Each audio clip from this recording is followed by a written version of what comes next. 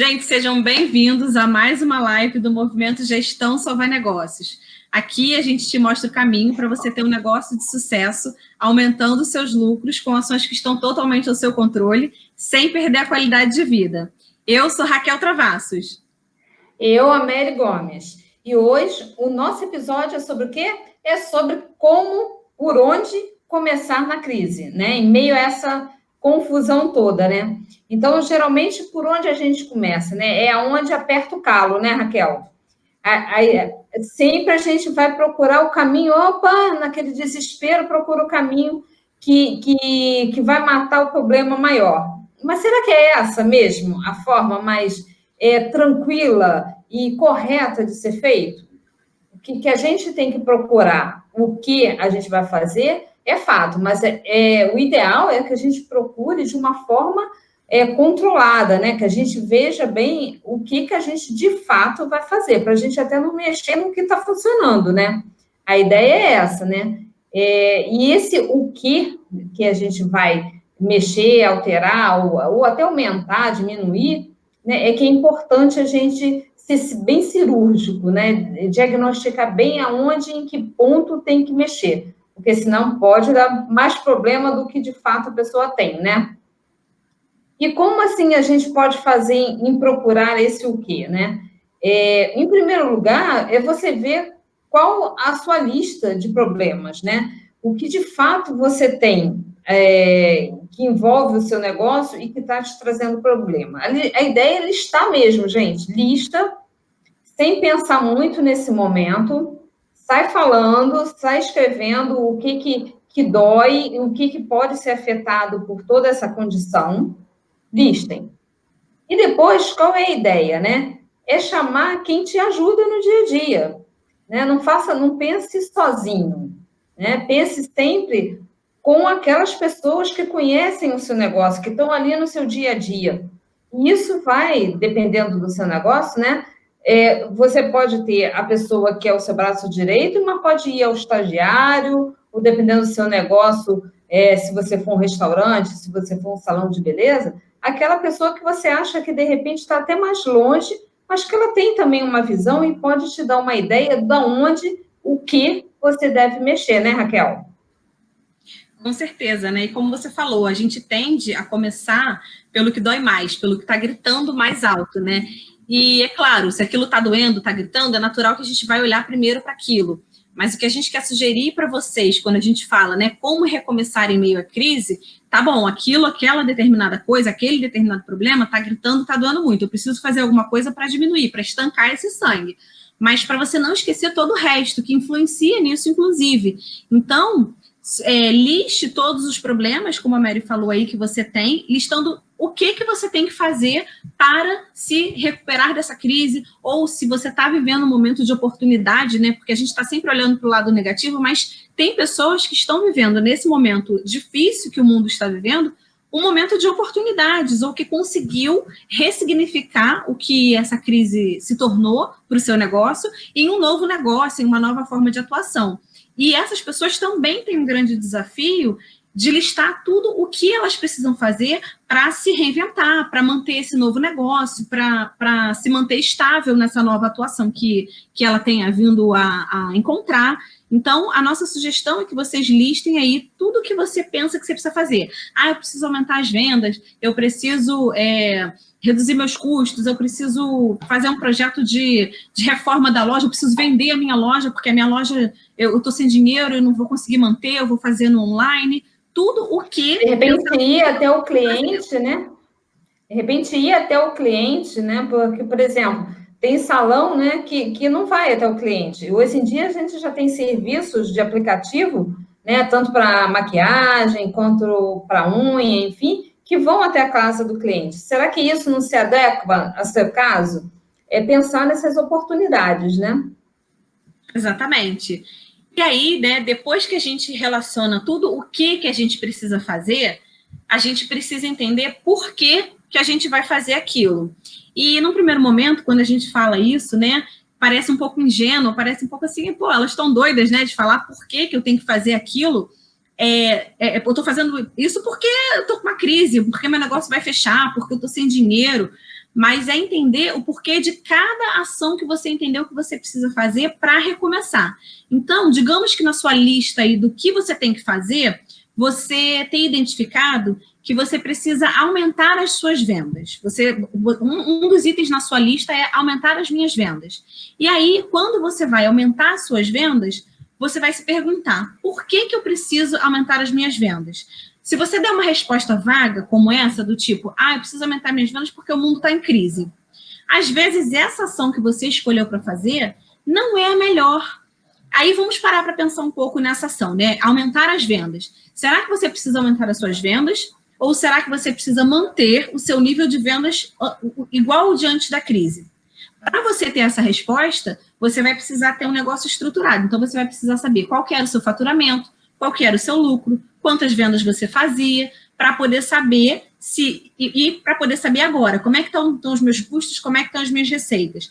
De quanto eu preciso para manter o meu negócio aberto e de quanto eu preciso para sobreviver enquanto ser humano, de quanto eu preciso para o meu salário, para sobreviver, de quanto eu preciso para pagar os meus funcionários se eu tenho funcionários. Então, o porquê, ele vem nesse sentido e às vezes você faz toda essa análise, os meus custos estão ok, o meu faturamento está ok, as minhas vendas eu vou conseguir adequar. Às vezes você vai perceber que a ação não é aumentar as vendas, às vezes você vai perceber que a ação é manter o nível de vendas anterior, manter o negócio estável, e é um desafio, claro, né? É engraçado, né, que a gente sempre precisa de um mapa, né, Raquel? Para tudo, você precisa de um mapa. Você não vai conseguir decidir se você não tiver esse mapa. E esse mapa é exatamente saber o ponto em que você está. É olhar para o seu fluxo de caixa, saber o que tem de entrada e de saída para os meses que virão, né? Saber qual é a sua real situação. E isso é o mapa. É o que você vai olhar e o que vai, de fato, decidir, né? Porque, no final das contas, gente, assim... você pode negociar, inclusive, com seus fornecedores, né, um modo de você diminuir os seus custos, porque está todo mundo no mesmo barco. No final das contas, está todo mundo querendo se acertar. Então, é um bom ponto, inclusive, você renegociar algumas entregas com fornecedores, preços, enfim, para conseguir já começar a reestruturar a parte até de custos, né? Sim, sim, total. E aí, quando você identificou, né, o que você vai fazer, por que você vai fazer, você tem que identificar como você vai fazer aquilo que você decidiu que você precisa fazer. Porque, percebe, são pequenos passos. E algumas pessoas, elas podem achar que isso é bobagem, que está tudo na minha cabeça, eu vou seguir aqui com a minha intuição e tudo vai dar certo. E você tende a se embolar, você tende a confundir as coisas dessa forma. Então, é legal você fazer um plano mesmo, né? Então, o próximo passo, depois que eu entendi o que eu preciso fazer e por que eu preciso fazer, é entender como eu vou fazer aquilo. E aí é no nível mesmo de tarefa, né? Eu vou precisar ligar para fulano, eu vou precisar chamar ciclano, eu vou precisar fazer um orçamento, eu vou precisar fazer uma campanha, eu vou precisar buscar parcerias, eu vou precisar negociar com fornecedores. Como vou negociar com fornecedores? Eu vou entrar em contato com eles por e-mail ou por telefone, ou então eu vou ter que dar um jeito de encontrar com um fornecedor específico, que eu não estou conseguindo contato. Então, entender qual é o esforço, né? Como você vai fazer cada ação dessas que você decidiu que você precisa fazer para conseguir se reposicionar em meio a essa crise. E escreva mesmo, né? Detalha, né, Raquel?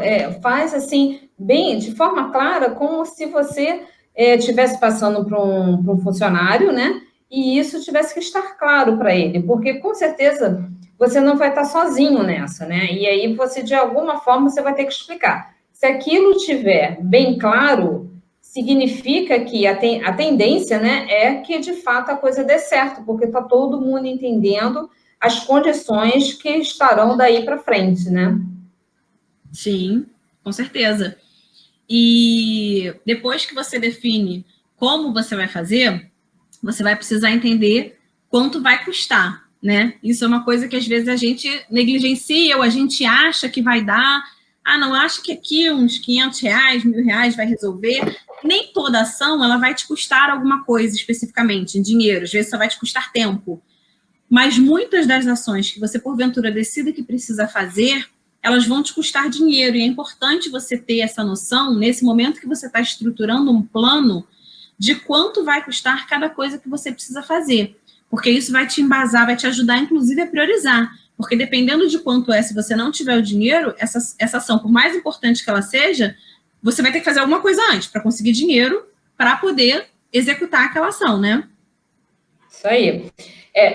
No final das contas, né, dessa lista que você tiver, você pode até, para uma orientação melhor, né, você coloque lá em termos dos valores que você gastaria, e aí você verifica, né, do mais caro com um menor valor, até para você poder ver, olha, essa aqui é um valor mais alto. Então, eu não vou fazer nesse momento, deixo para uma segunda fase. Enfim, aí você consegue ter uma visão mais clara do que pode e o que não pode ser feito nesse momento. Exatamente. Então, não dá para negligenciar também o quanto vai custar, né? E aí, depois que a gente fez, né, todos esses passos, o que, como, por quê e o quanto, que é quanto vai custar, é um fator fundamental, gente, que 99% das pessoas, quando fazem plano, elas acham que isso não, vou fazer. Elas não definem quando. A gente precisa definir quando a gente vai fazer cada coisa. E a gente tende a superestimar o tempo que a gente tem. Quando eu comecei a fazer o uso do planner e bullet journal, eu não faço bullet journal assim como essas blogueiras que fazem todo bonito, mas eu entendo um pouco da técnica e eu gosto. E eu uso muito planner. Quando eu comecei a usar o planner para organizar o meu dia, para entender tudo que eu precisava fazer, eu enchia o meu planner, e o planner é separado por colunas, né? Uma coluna para cada dia da semana. E aí você coloca ali as tarefas que você precisa cumprir durante a semana. E aí, quando eu comecei a usar o planner, eu enchia, nossa, eu achava maravilhoso. Eu enchia de coisa e falava, eu vou fazer isso, eu vou fazer isso, eu vou fazer isso, eu vou ler, eu vou escrever esse relatório, eu vou fazer isso. E aí eu superestimava a quantidade de coisas que eu podia fazer. E aí, conforme eu fui fazendo o acompanhamento do meu dia a dia com o planner, ficou claro para mim o quanto eu tinha uma expectativa irreal do que eu conseguia de fato fazer. Porque a gente não consegue dar conta de tudo isso. E aí, como é que eu fui me dando conta disso? Conforme eu ia dando check, né? Então, eu tinha lá uma lista de, sei lá, eu botava 10 coisas para fazer num dia. Gente, isso é tão absurdo para mim, porque hoje em dia eu boto, assim, 3 coisas, 4 no máximo, tarefas, assim, fora as tarefas do meu trabalho, do dia a dia. São coisas mais pessoais, né, que eu boto no planner. E eu botava umas 10 coisas por dia para fazer. E aí, quando chegava no final do dia, eu ia lá para dar o check, sei lá, eu tinha dado check em uma coisa, em 2 coisas. Aí eu ficava super frustrada, super assim, caraca, porque o gostoso de quem gosta de fazer essas coisas, gosta mesmo de dar o check, né? A gente gosta mesmo de pegar a caneta verde e dando checkzinho.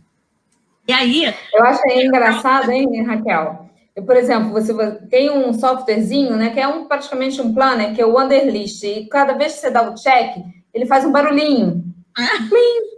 Aí, aquilo dá uma satisfação, sabe? Assim, é absurda. É exatamente isso que você está falando. Que delícia, deve ser isso também. Mas eu ainda gosto da coisa do papel. Eu sinto um prazer ali em escrever e tal, mas é a mesma coisa, exatamente a mesma coisa. E aí eu fiquei, assim, super frustrada, né, de não dar o check, e aí eu fui parar para entender por que aquilo estava acontecendo. E eu percebi que eu estava superestimando. Então eu comecei a identificar e a entender que eu não conseguia fazer aquilo tudo que eu gostaria, né? Então eu comecei a entender qual era a minha capacidade de fazer tudo que eu precisava fazer. Hoje em dia é muito mais real a quantidade de coisas que eu boto. Às vezes eu olho para minha lista, às vezes eu me empolgo, né? Boto mais coisas, eu paro, olho para aquilo com criticidade e penso, cara, eu vou conseguir fazer isso aqui realmente nesses dias? Como é que tá o meu dia a dia? Porque também depende da fase de vida que a gente está, né? Se está com um projeto diferente, se está com a vida um pouco mais tranquila. Então, isso também vai influenciar a quantidade de coisas que você consegue fazer. Então, o quando no nosso plano para a gente sair de uma crise, ele é muito importante. Então, você tem que ser muito realista. Você não pode nem ser otimista demais e botar muita coisa para fazer no mesmo tempo, no mesmo período, que você não vai conseguir, isso vai te gerar uma frustração, mas também você não pode ser extremamente complacente com você. Ah, não, vou demorar 2 anos para fazer essa atividade aqui, uma atividade que às vezes você vai fazer ali, sei lá, dali a 2 meses. Então, você precisa ter esse balanço, né, na hora de definir o quando, mas precisa definir quando você vai fazer cada coisa. Não, e é engraçado, né, como a gente faz isso, trabalha às vezes no diário, né, propriamente dito, na agenda, né, o que eu percebo é que às vezes muita gente esquece dos deslocamentos, e aí acaba se enrolando entendeu? Naquelas tarefas.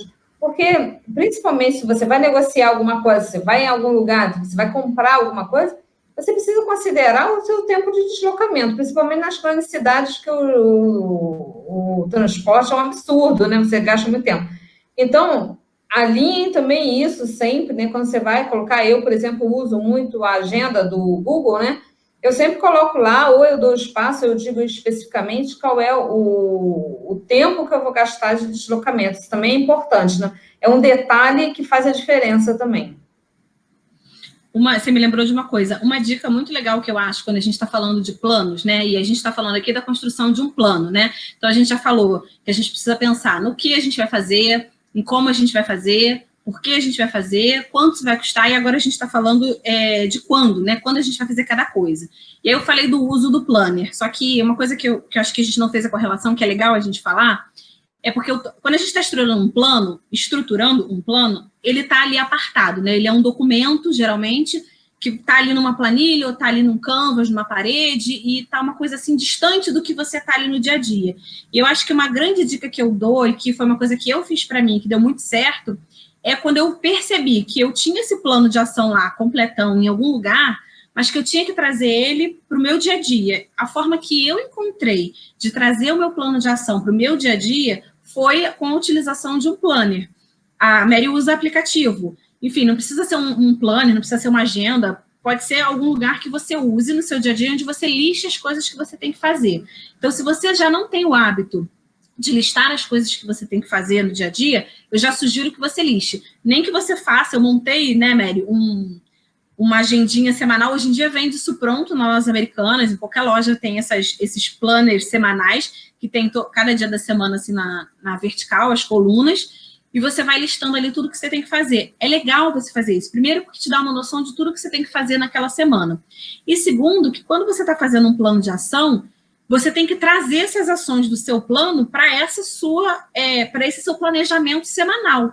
Então, assim, não adianta você deixar lá o plano e achar que ele é um documento separado que você não vai olhar de mês em mês. Você não vai cumprir, você não vai executar. Aquilo tem que vir para o seu dia a dia. Eu me dei conta disso quando eu fui para Disney, que eu estava fazendo o projeto de ir para Disney, foi a primeira vez que eu saí do país, então tinha muitas coisas para fazer, passaporte, visto, entender como é que era a dinâmica de parques, essas coisas todas. E era muita coisa, eu montei um plano de ação, mas eu trouxe para a minha agenda, para o meu planner, eu botei deadlines. Então, por exemplo, eu ia viajar em setembro, e eu comecei a planejar a viagem em janeiro do ano, daquele ano, foi 2018. E aí, quando foi em janeiro que eu comecei a planejar, eu defini, até abril eu preciso ter tirado o visto. Aí, de abril a junho, eu quero ter comprado as passagens. Aí, de abril de junho a agosto, eu quero ter comprado os ingressos dos parques. E aí eu fui colocando isso no meu planner. Então, eu botava na visão mensal e quando o mês entrava, eu me organizava para ver quando naquele mês eu ia conseguir fazer aquilo. Da mesma forma, vocês vão fazer no plano que vocês precisam fazer para recomeçar uma crise ou para qualquer plano que vocês venham fazer no negócio de vocês. Bota esse plano num lugar onde vocês estão olhando no dia a dia. Se vocês não têm esse lugar, criem esse lugar, criem esse hábito de listar as atividades que vocês têm para fazer por dia da semana, primeiro para te dar essa visão, né, do quanto você tem para fazer no dia, e se você realmente cumpre aquilo, para você poder começar a se planejar melhor, você só vai se conhecer quando você começar a se organizar e a se analisar. E aí traz essas ações para dentro do seu plano. E é interessante, né, Raquel, que, primeiro, né, é uma técnica que você tanto usa para negócio quanto usa para a tua vida pessoal, né? Porque é um fato que o ser humano, né, tem uma tendência a ficar procrastinando a coisa. Quando você escreve, a coisa parece que grita e salta aos teus olhos, né? Então, deixa ali olhando que é como se aquilo estivesse sempre te catucando, ó, você ainda não fez, ó, você ainda não fez. Então, é importante tanto para o teu negócio quanto para o teu dia a dia, né? Aí você vai ver como teus objetivos começam a se concretizar efetivamente nas mínimas coisas, né? Você para primeiro, de ter a sensação, que muitas vezes a gente tem essa sensação que não está fazendo nada, né? O tempo está passando e você não está fazendo nada. Faz um teste, começa a fazer essa agenda, marca o que você fez e o que você não fez, guarda isso por um mês e no final desse um mês você vai ver o quanto de coisa que você fez, quanto objetivos, né, que você tinha, você conseguiu fazer tarefas para alcançá-los. É impressionante, fica muito mais visual, né? Eu, por exemplo, sou muito visual, então isso me salta aos olhos.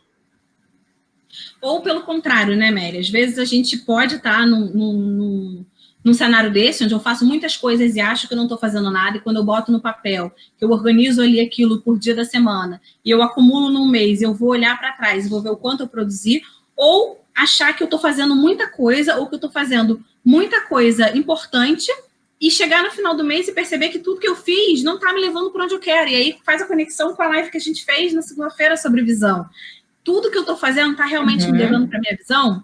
A Ana, da Atitude Orgânica, está aqui escrevendo, né? Estou me organizando assim mesmo, tarefas. Isso aí, Ana. A gente tem que listar as nossas tarefas por dia. Então, o que a gente sugere é que você faça a sua visão semanal. Eu gosto da visão mensal. E aí, depois do mês, quando entra a semana, eu vejo o que eu tenho ali para aquela semana já programado. E aí, no domingo, eu já vou acrescentando aquilo que veio surgindo durante há pouco tempo, né?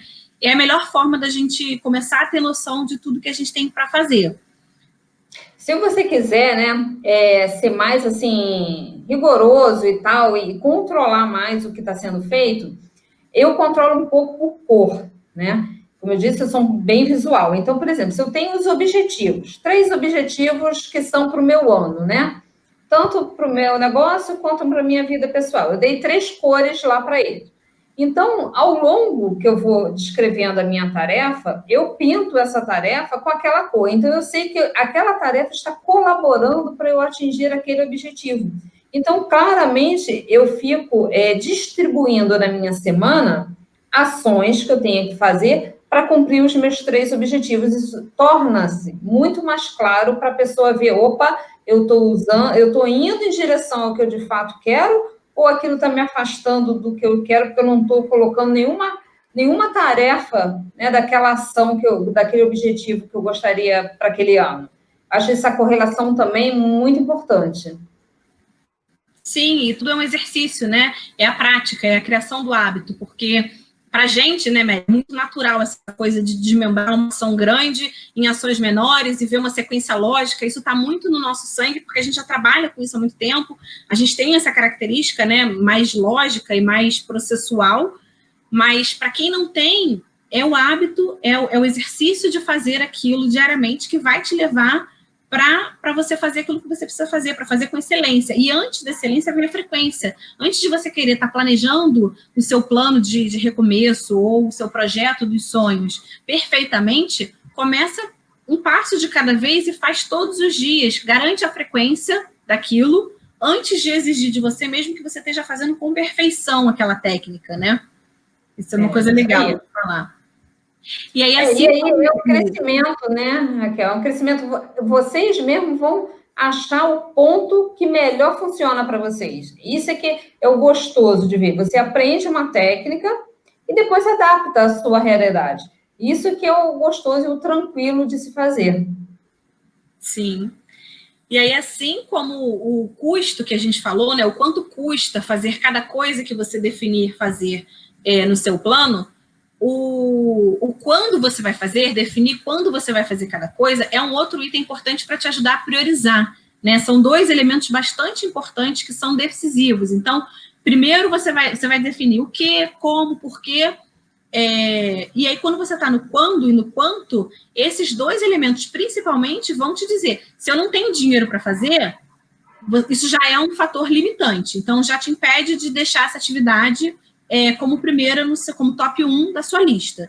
E se você entende que você só pode fazer, se você tem alguma restrição em relação a quando você vai fazer aquilo, isso é um outro ponto que te ajuda a priorizar, entender, não, isso aqui só dá para eu fazer depois que o isolamento social acabar. Eu não consigo de jeito nenhum fazer determinada atividade se a gente ainda tiver em isolamento social. Então, você não vai conseguir fazê-la agora. Isso te dá clareza mental para, tá bom, então tira isso da sua frente, você já sabe que não vai conseguir fazer. Então, você deixa isso lá apontado e passa para outra coisa que também é importante, mas que você consegue resolver na hora. Então, já é um norte. E até para deixar mais claro a interdependência entre essas tarefas, né, Raquel? Porque, assim, às vezes, você quando você escreve, fica claro que aquela tarefa só consegue ser feita, você pode até fazer agora, mas só consegue ser feita mediante a outra ação, a outra tarefa. Então, fica muito mais fácil de você desenhar até o caminho, né, entre as tarefas que você tem que fazer. Isso também é muito importante, né, para depois, até você não perder dinheiro, né, porque às vezes se você fizer aquela antes do que você de fato tinha que fazer, você acaba perdendo dinheiro, né, isso é péssimo, né, isso acontece, por exemplo, tem uma coisa que me irrita profundamente, a coisa de obra, né? Aí você vai fazer aquilo aqui primeiro para dar um jeitinho, para daqui a pouco gastar de novo. Não, já faz o que tem que ser feito e não gasta o dinheiro 2 vezes, né? Então, é importante você ter essa sequência entre as ações, entre as tarefas que você tem que fazer. E legal isso que você está falando, Mary, porque assim, às vezes você até vai escolher, por qualquer motivo que seja, fazer determinada atividade que você sabe que ela não é resolutiva, ela é paliativa, mas você sabe que você está escolhendo isso por algum determinado motivo. Então, você não vai ser pego de surpresa. Ai, meu Deus, o cano estourou porque eu botei um material de baixa qualidade, mas eu não sabia. Não tem surpresa. Você sabia que você botou um material de baixa qualidade porque alguma coisa, mas não tem surpresa.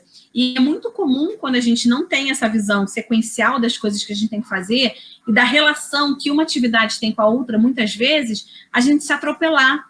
Quando a gente não monta isso num plano claro, é muito fácil a gente começar a se atropelar, porque as coisas começam a ficar confusas, começam a te chocar, e você não tem essa visão clara. É isso aí, né? Por exemplo, existem, né, várias ferramentas para te ajudar nisso. Mas se você não tiver, gente, pode desenhar, compra um A3, né? Que é aquele maior, né? A3. Sim. E desenha como se fossem uns caminhos mesmo, né? E vai colocando a sua tarefa. O importante é que dê clareza para vocês do que tem que ser feito, né? Qual é o seu mapa, né, de ação. Isso aí. E aí, o último elemento para a gente ter um plano, que é um plano mínimo, né, não é nada complexo, é um dos mais simples que tem, depois que a gente viu, né, quanto custa e quando a gente vai fazer, é uma das coisas que eu mais gosto, porque a gente tende sempre a achar que a gente é indispensável, que só a gente pode fazer aquilo e mais ninguém vai fazer, que é definir quem é que vai fazer cada coisa. Gente, vamos desapegar, isso é um exercício para todo mundo, e quando eu falo isso para mim também, tá? Vamos desapegar e dar a chance de outras pessoas contribuírem com a gente, ajudarem a gente naquilo que a gente precisa fazer. E às vezes a gente não é a melhor pessoa para fazer aquilo. Tá? Eu tenho qualidades, a Mary tem outras, e no momento em que eu dou chance a ela de fazer o que ela é melhor que eu em fazer, e ela me dá chance de eu fazer o que eu sou melhor que ela, cara, a gente cresce muito mais. A gente consegue fazer bem feito aquilo que a gente faz e a gente evolui, né? Enquanto empresa, enquanto pessoas, né? A gente se desenvolve, exato. Então, assim, você precisa, além disso tudo que a gente falou, entender quem é que vai fazer cada coisa e não esquecer que não é só a gente. E quando a gente fala isso, às vezes pode ser um amigo, pode ser um parente, pode ser um funcionário, inclusive, né? Então, não pense que é só você. Eu sou sozinho na minha empresa, eu não tenho funcionário, só eu posso fazer. Não. Pode ser que você tenha alguém que pode te ajudar, às vezes um irmão seu que tem contato com um fornecedor assim, pede para ele ligar e conversar e já te adianta uma determinada atividade ou uma determinada dúvida que você tenha, que você não está perdendo tempo com aquilo. Então, avaliar quem é que vai fazer cada uma das coisas que você precisa fazer é de suma importância, não esquecendo que não existe só você. É engraçado, né? Esse também é mais um ponto que a gente pode levar para a nossa vida pessoal, né, Raquel? Por exemplo, né? Quem é casado ou quem tem namorado, enfim, né? As pessoas se complementam, né? Vocês estão ali enquanto casal, vocês também podem fazer tipo isso. Você tem uma característica que é bom para negociar, então, sei lá, então você vai negociar um aluguel, você vai negociar a compra de uma casa, de um carro, enfim, seja lá o que seja. Já o outro é bom em algum outro ponto. E aí é o complemento. E é como a Raquel falou, aí todos crescem. Então, é um ponto que tanto você pode fazer no negócio, né, olhando sempre quem pode te ajudar e percebendo quais são as características dessa pessoa, é importante isso, no seu dia a dia, perceber essas características, quanto na vida pessoal também. esse uso, né, e essa parceria é muito importante e faz com que todos cresçam, né? Isso que é legal. Sim, eu até brinco, né? Não sei se você já me ouviu falando isso, mas eu falo muito. Às vezes acontece alguma determinada coisa, aí eu falo, não, isso não é do meu departamento, isso é do departamento do Júnior, não é meu marido. Isso é do departamento do Júnior. Eu não me envolvo com isso, não, que eu não conheço isso. Eu falo, é com ele, eu não vejo essas coisas. Então, várias coisas, né? E tem coisas que eu falo, não, isso é comigo. Isso é, tá... Aí eu brinco com ele, né? Isso no nosso contrato sou eu que tenho que fazer, né? Você não. Aí a gente brinca porque é isso, né? Temos que ter cada um ali sua responsabilidade, porque a coisa flui melhor, né? Isso tanto no nosso negócio quanto na nossa vida. E aí, gente, um elemento que eu acho importante a gente, para concluir, né, as ações que a gente tem que fazer, então pensei no quê, pensei no porquê, pensei no como, pensei no quanto, pensei no quando, pensei no quem vai fazer cada coisa, entender como é que você prioriza isso, né? Porque você provavelmente, depois que você faz esse exercício, você vai ter aí um plano de ação, uma lista de coisas para serem feitas, que se desdobram em outras coisinhas, que viram gremlinzinhos que vão criar perninhas aí, com certeza. E você, às vezes, vai olhar aquilo, vai se assustar e vai pensar, meu Deus, eu tenho muita coisa para fazer, eu não vou dar conta, mesmo pedindo ajuda das pessoas, eu não vou conseguir fazer isso tudo. Então, é você priorizar.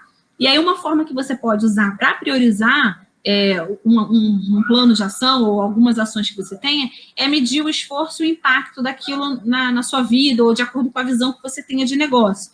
Então, você vai listar ali. A Mary falou da gente fazer um caminho, né? A forma como você vai escrever esse plano, gente, é muito pessoal. Tem uma forma básica, clássica, que é você botar as colunas, né? O que eu vou fazer, e você vai escrever o que você vai fazer em cada linha. Como você vai fazer? Para cada linha você vai escrever um como. Quando, quanto e quem, por linha. E aí você tem as colunas. E aí você, depois disso que você colocou, você do lado você vai colocar uma coluna de esforço e uma coluna de impacto. E aí você vai classificar de 1 a 5, 1, 3 ou 5, qual é o esforço que aquilo vai te demandar e qual é o impacto que aquilo tem para você. Então, por exemplo, eu dei o exemplo, digamos que você entendeu que você tem que aumentar as suas vendas. Você pensou no porquê, você entendeu quanto isso vai custar, você entendeu quem tem que fazer e todos os passos. E aí você realmente entendeu que aquilo ali é uma ação que você precisa fazer para você se reerguer, para você se recuperar ou se reposicionar.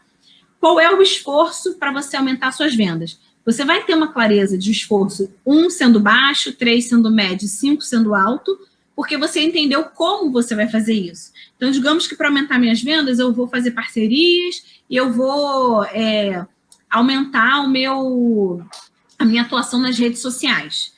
E aí eu entendo que isso é um esforço médio, isso não é um esforço gigantesco para mim. Então, eu vou botar um 3. E o impacto que isso vai me gerar? Nossa, se aumentar minhas vendas, aí eu posso botar uma meta, eu quero aumentar as minhas vendas em, sei lá, em 50%. O impacto isso vai me dar 5, vai ser um impacto estrondoso. Eu vou sair do zero faturamento para o faturamento de equilíbrio, para sobreviver. Isso, para mim, nesse momento, é um impacto 5. Vai botar 3 e 5. E você vai fazer isso para cada ação que você tem no seu plano. Depois você vai construir a sua matriz, né? Como é que você vai construir a sua matriz? Você vai botar num dos eixos, você vai botar o impacto e no outro eixo você vai botar o esforço. E aí você vai fazer a correlação, né? Então, se eu botei que é 3 em esforço, aí você vai botar 3 em esforço e 5 em impacto. Você vai conseguir localizar na sua matriz como é que ela tá, se aquilo, quanto menor o esforço, quanto mais ao centro da matriz, mais idealmente você deve fazer aquelas ações. Por quê? Porque elas vão tender a ter um esforço menor e um impacto maior. Geralmente a gente bota o impacto no eixo X, eu sempre confundo, esse é o X ou Y? Acho que esse é o Y, esse é o X. Isso, geralmente a gente bota o impacto no X e o esforço no Y. E aí a gente, quanto mais ao centro, tende a ser mais equilibrado. E aí você vai definir e conseguir priorizar aquilo que você tem que fazer. Sim. É importante ter sempre esse olhar do todo, né? E com essa técnica, assim, fica bem mais tranquilo e mais claro, até se tem outras pessoas envolvidas também. Então tá, pessoal. Obrigada. Espero que vocês tenham gostado. A gente se vê amanhã em mais uma live. Não percam, que amanhã o tema também é quente. É isso aí, pessoal. Acompanha aí que a gente está com muita coisa aí nas nossas redes sociais para ajudar vocês, tá bom? Tchau, tchau, até amanhã. Até amanhã, beijo! Beijo.